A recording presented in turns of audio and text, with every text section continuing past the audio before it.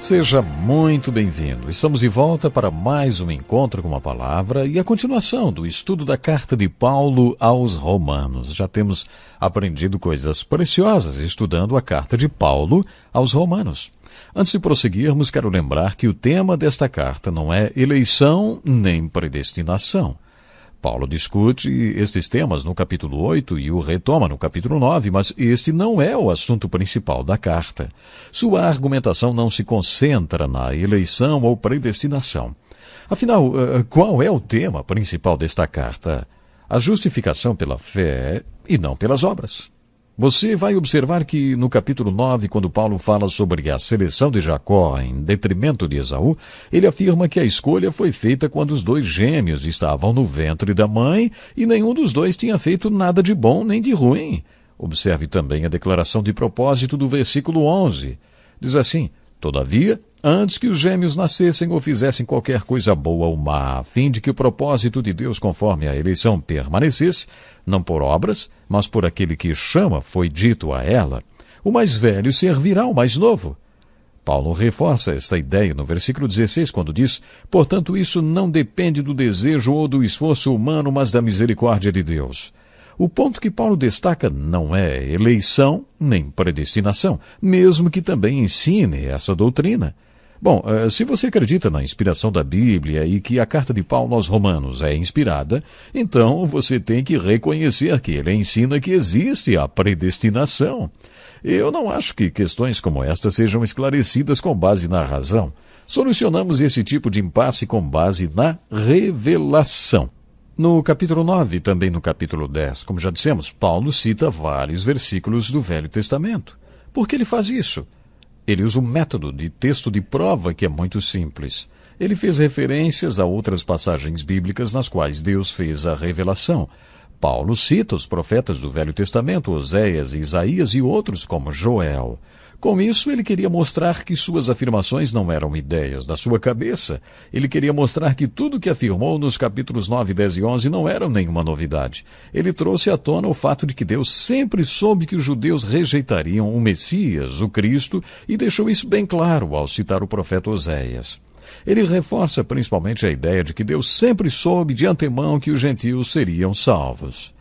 Chamarei meu povo a quem não é meu povo, e chamarei minha amada a quem não é minha amada. Acontecerá que no mesmo lugar em que se lhes declarou, vocês não são meu povo, eles serão chamados filhos do Deus vivo. Oséias previu isso em sua profecia. Portanto, o que Paulo estava destacando aqui, principalmente nos capítulos 8 a 11, é que não foi surpresa nenhuma para Deus quando Israel rejeitou Jesus Cristo. Tem gente que acredita que Deus criou o universo, mas acha que depois de criá-lo, Deus largou mão e perdeu o controle da sua criação. Paulo explica que Deus sempre teve esse plano. No primeiro capítulo da carta aos Efésios, Paulo escreve apenas para os gentios e diz assim, Deus nos escolheu nele antes da criação do mundo para sermos santos e irrepreensíveis em sua presença. Em amor nos predestinou para sermos adotados como filhos, por meio de Jesus Cristo, conforme o bom propósito da sua vontade, para o louvor da sua gloriosa graça, a qual nos deu gratuitamente no amado. Nele temos a redenção por meio de seu sangue, o perdão dos pecados, de acordo com as riquezas da graça de Deus, a qual ele derramou sobre nós com toda sabedoria e entendimento. E nos revelou o mistério da sua vontade de acordo com o seu bom propósito que ele estabeleceu em Cristo, isto é, de fazer convergir em Cristo todas as coisas, celestiais ou terrenas, na dispensação da plenitude dos tempos. Com tudo isso, Paulo queria dizer que Deus não se surpreendeu quando os judeus rejeitaram Jesus Cristo, o que possibilitou que os gentios fossem salvos. Deus já sabia de tudo isso antes da fundação do mundo. Então, quer dizer que Deus já sabia que Adão e Eva iriam pecar antes mesmo de criá-los? Claro que sabia. Ou você acha que Deus criou Adão e Eva e quando eles pecaram ele ficou perdido, sem saber o que fazer e então arquitetou o plano de salvação? Não foi assim que aconteceu. Esse é o tema e o que Paulo enfatiza na sua carta aos Romanos. Esta questão levanta perguntas difíceis. Por exemplo, no capítulo 9, Paulo afirma que houve um processo seletivo lá no início de tudo. Deus selecionou Israel. Isso é impressionante no livro de Romanos. Quando a questão da eleição é abordada, as pessoas não se conformam que ela exista. Elas precisam ler o Velho Testamento e ver a história da nação de Israel. Israel é o maior exemplo de eleição do mundo. Afinal, eles foram o povo escolhido de Deus. Paradoxalmente, eles também são o maior exemplo do livre-arbítrio, porque escolheram não serem escolhidos. Eles não quiseram ser o povo escolhido de Deus. O capítulo 10 é maravilhoso porque mostra que Deus está no controle. Neste capítulo, Paulo ensina sobre a eleição e predestinação, sobre a soberania de Deus e a providência de Deus, e parece até que a humanidade não tem responsabilidade nenhuma. Bom, se Deus está no controle, então ele toma conta de tudo. Veja o que aconteceu com Moisés. Deus lhe disse: Moisés, você tem tentado libertar o povo de Israel. Tenho boas novas para você. Você não vai conseguir libertar ninguém. Você não é um libertador, mas eu sou e vou libertá-los.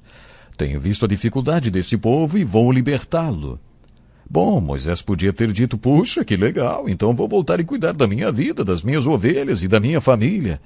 Mas aí Deus lhe disse: então, pode ir para Faraó, porque tem um recado para ele. Foi aí que Deus incumbiu Moisés de uma responsabilidade enorme. E aqui, bem no meio deste ensino de Paulo, deparamos-nos com uma das passagens missionárias mais importantes do Novo Testamento, porque bem aqui no capítulo 10, Paulo diz: como, pois, invocarão aquele em quem não creram? E como crerão naquele de quem não ouviram falar? E como ouvirão se não houver quem pregue? E como pregarão se não forem enviados? Como está escrito: como são belos os pés dos que anunciam boas novas. Esse texto mostra a nossa responsabilidade, a responsabilidade da igreja de levar o evangelho para o povo escolhido, o povo perdido. É claro que o maior problema do capítulo 9 não é o fato de Isaque ter sido escolhido ao invés de Ismael, ou Jacó ao invés de Esaú, ou seja, a eleição. Para mim, o maior problema do capítulo 9 é Faraó, quando Deus lhe diz: eu o levantei exatamente com este propósito, mostrar em você o meu poder e para que o meu nome seja proclamado em toda a terra.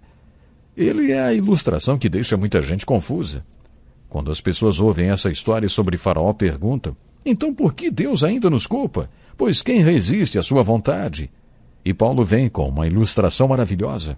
Mas quem é você, homem, para questionar a Deus? Acaso aquilo que é formado pode dizer ao que formou: por que me fizeste assim? O oleiro não tem direito de fazer do mesmo barro um vaso para fins nobres e outro para uso desonroso? E se Deus, querendo mostrar a sua ira e tornar conhecido o seu poder, suportou com grande paciência os vasos de sua ira preparados para a destruição? Quer dizer, se ele fez isto para tornar conhecidas as riquezas de sua glória, aos vasos de sua misericórdia, que preparou de antemão para a glória, ou seja, a nós, a quem também chamou, não apenas dentre os judeus, mas também dentre os gentios. Agora quero fazer outra pergunta que tem a ver com o mal e com Faraó. Faraó representa o mal. Então por que tinha que existir um Faraó? Por que Deus permitiu Satanás no seu plano? Por que o mal entrou no mundo? Esta é uma pergunta muito difícil e que pode complicar um pouquinho o nosso estudo. No último programa compartilhei com vocês Isaías 45, verso 7, no qual Deus diz: eu formo a luz e crio as trevas, promovo a paz e causo a desgraça. Eu, o Senhor, faço todas essas coisas. Quer dizer que Deus criou o mal? Vamos ler a doxologia que Paulo escreveu no final do capítulo 11 de Romanos. Diz assim: ó profundidade da riqueza da sabedoria e do conhecimento de Deus! Quão insondáveis são os seus juízos e inescrutáveis os seus caminhos! Quem conheceu a mente do Senhor? Ou quem foi o seu conselheiro? Quem primeiro lhe deu para que ele o recompense? Pois dele, por ele e para ele são todas as coisas. A ele seja glória para sempre. Amém. Acho essa doxologia simplesmente maravilhosa. Ela afirma que todas as coisas existem para a glória de Deus. Será que o mal também está incluído? Sinceramente, acho que sim. Creio que o mal existe para a glória de Deus. O mal existe por causa da vontade permissiva de Deus. Ou Deus existe por causa da vontade permissiva do diabo, hein? Em outras palavras, se Deus não quisesse que o mal existisse, ele não existiria. Se Deus não tem poder sobre o mal, então o mal é mais poderoso do que Deus? Existem algumas tentativas para se explicar esta questão. Cientistas cristãos negam a existência do mal e explicam que no relato da criação tudo que Deus fez era bom. Agora, se existem coisas ruins no mundo, como podemos explicar? De acordo com esses cientistas, essas coisas não são reais. Elas não podem existir, portanto, o mal existe apenas na mente mortal do homem. Quer dizer, eles tentam negar a existência do mal.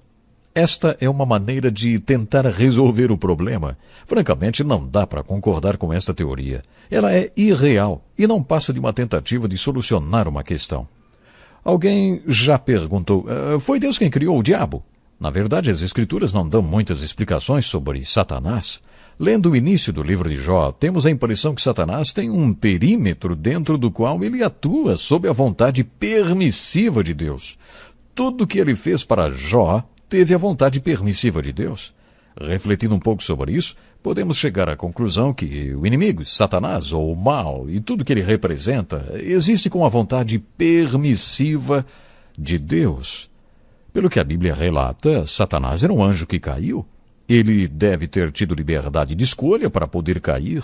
Neste caso, Deus não criou Satanás. Ele criou um anjo com o potencial de se tornar o diabo, assim como criou o homem com o potencial de cair. Pensando nisso, o que estava incluído na expressão todas as coisas do último versículo do capítulo 11? Às vezes, como no capítulo 8 de Romanos, Paulo pergunta, que diremos, pois, diante dessas coisas? Creio que neste contexto Paulo diz todas as coisas para se referir a tudo que ele falou. Mas quando ele diz, pois dele, por ele, para ele são todas as coisas, ele estava se referindo a tudo que existe pela vontade permissiva de Deus ou pela vontade orientadora de Deus. Tudo existe para sua glória. Nesse sentido, Deus pareceu dizer a Faraó, para este propósito levantei você, para que eu possa demonstrar o meu poder em você através da dureza do seu coração e da sua resistência a mim. Que assunto denso, não é mesmo? Mas ainda temos muito para aprender sobre isto. Deus lhe abençoe. Até o próximo programa.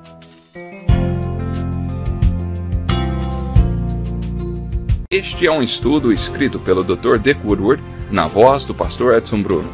Até o nosso próximo encontro com a palavra.